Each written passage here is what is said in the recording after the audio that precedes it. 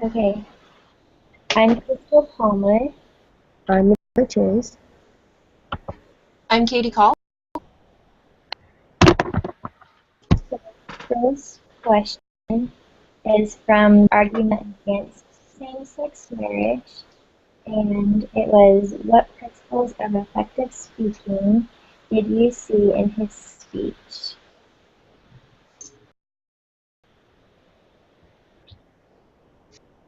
But he lost me. I can't believe I'm saying this. He lost me when he said, I am here on behalf of God. And I feel horrible for saying that because, like, it was, and I feel really bad saying that, but he lost me.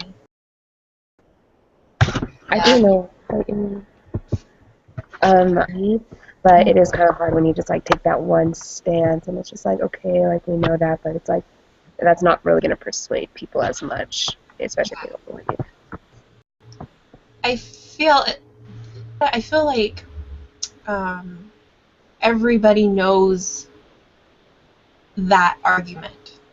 Like everybody knows that in the Bible and that the Lord, that it's not, that it's a sin and what will happen. So I feel like it's just not it's not effective because it's so Not a good argument, but I feel like you just hear it over and over and over and over. well, it's because of the argument. I mean, like that's what it is, but it was just he lost me at that. To be persuasive and getting people to see his point of view, but he was kind of doing it in a threatening manner. He said that people who are found guilty would be like with him or vote with him on that. Kind of. Yeah, it was kind of I felt her sit up there. He sit up a little over the top for me. Yeah. Which kind of stinks because I was kind of, I mean, not kind of, I was excited to see, but yeah. The meeting. I kind of spaced like halfway through the video. I'm like, just people behind him, and I wasn't really paying attention to what he was saying. Yeah. I don't know if you guys noticed, but in the when he finished, it was silent. Yeah. I mean, because I think people have heard this argument before. You know?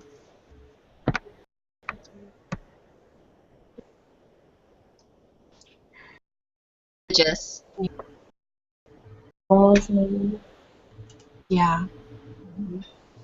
Yeah, that pretty much sums it. It comes to same-sex marriage.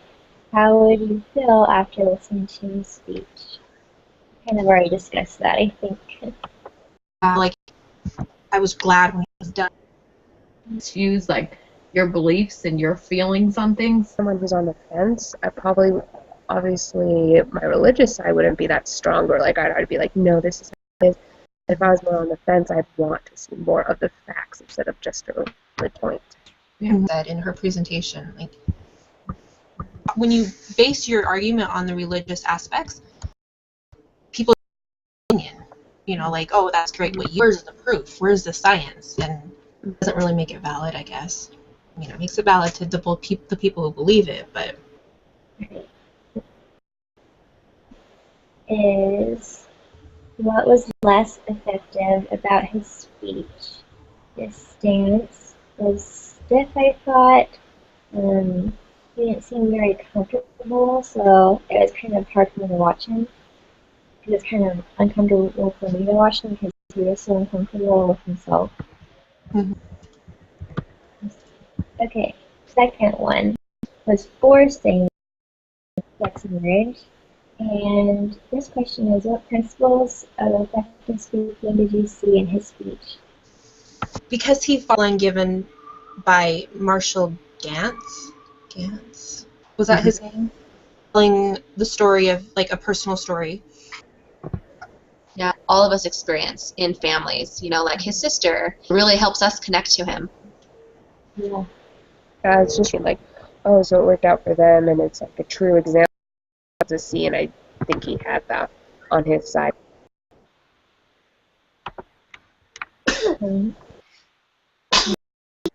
Um, what was the basis or the premise for? I really feel like and he also, what else he said that I thought was really interesting is that he said people often wonder what kind of children will raise parents, and he said, well, this is what you get. Oh, he's in college and he has a successful business and I thought that was a pretty good stance. It was a pretty good premise for a persuasive speech. I agree, just in that a lot of the studies, are done on children, the effects of that, and he was able to really bring that out.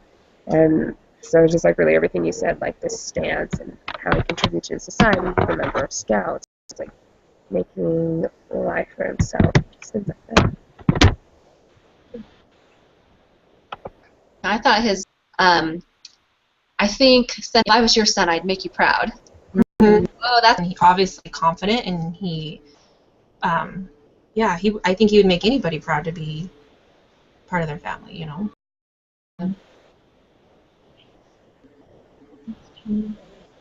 Okay. When it comes to same-sex marriage, how do you feel after listening to his speech? I think that one is pretty obvious. It's pretty persuasive. Yeah. yeah. I put down empowered, like that was the first thing that came to my mind. I'm like, yeah. Just the whole, why shouldn't people be happy? That is the argument on that side, because it makes me feel bad. I go, oh, no, you can't be happy, even though it's wrong. I want you to be happy, but I just think that argument is a difficult one that I've heard many, many times in and out of the church. With the other one. Yep. Yeah. I think it's because what Deanna said, though, people feel guilty when they. Personal to everyone, but Yeah. more personal for. This doesn't affect your family, but Mhm. what you say how my family should be or what. That is, I mean, why some things, some morals are okay for some people, and some are okay for some other people. You know what I mean? Like, if it's not affecting, why fight for it? Like, how is my marriage affecting your life? And you have to find, well, I mean, it's the institution of marriage. It's what it's for. I liked what Marsha Barlow said, is if you always go back to the children. And that's what he did. He's the child. That'll be a cool paper. That was next question. What was less effective about his? That's one blank. Human speech that he had. Yeah. Did you see in this article? And I said that he really knew his information. They happened during Prop 8. Most of the government, they didn't want to do anything with it, so it went down to a lower judge, and the guy who was over it was identified as gay, and it made me want to learn more to be done research. And I thought it was interesting is he's obviously a Christian. I have a problem with his opinion. His posts are a little too conservative for me. He's really corner or whatever talking, and I religious. I mean, it was still in there than just because God said so. And so I thought that was good.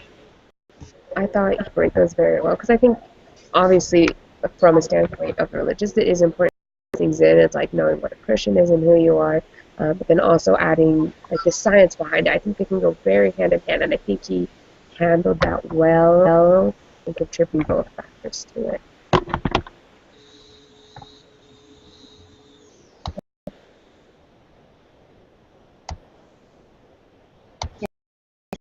What's premise for his?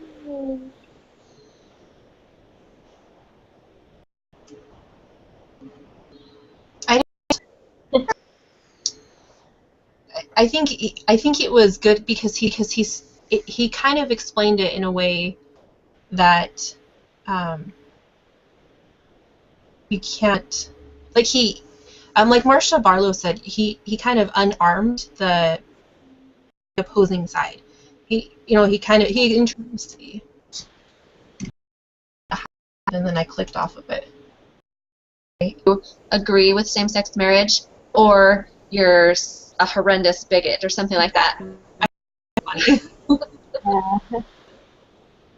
That's No. Yeah, he had some pretty in-your-face stuff in that. true. Okay, if you're on the fence when it comes to same-sex marriage, how would you feel after reading this article? I feel because of all the information that he put in here, he quoted findings. I would want to find out more about all the. Yeah, I kind of want to look more at both sides. What does the other point have to say? Kind of just like going back. I don't think it would persuade me necessarily to pick one side at this point, which I think is hard because I'm like still on the fence. But I think it would help lead into it more.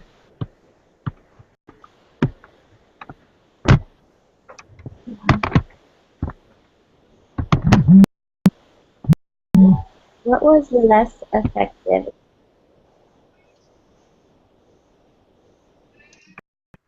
So, and it's hard to read sarcasm and know it's sarcasm. So that was a little tough. Like, well, is this true or is this just sarcasm? With him is because it's just laced with. I mean, like. We all go into the bathroom, sit on a dirty toilet, and eat our lunch. Okay.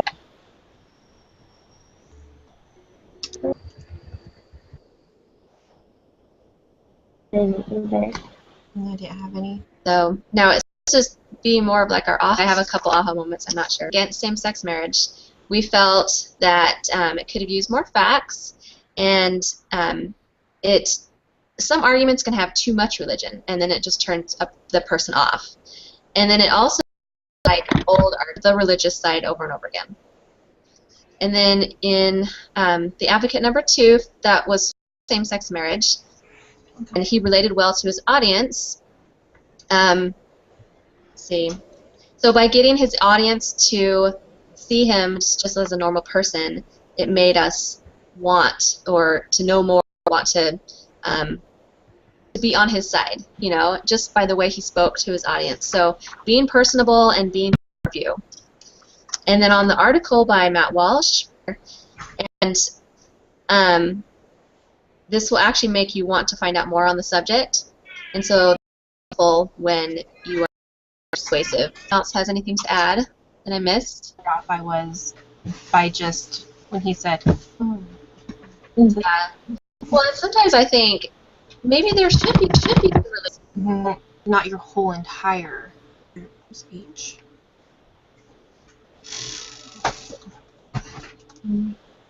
Stop it.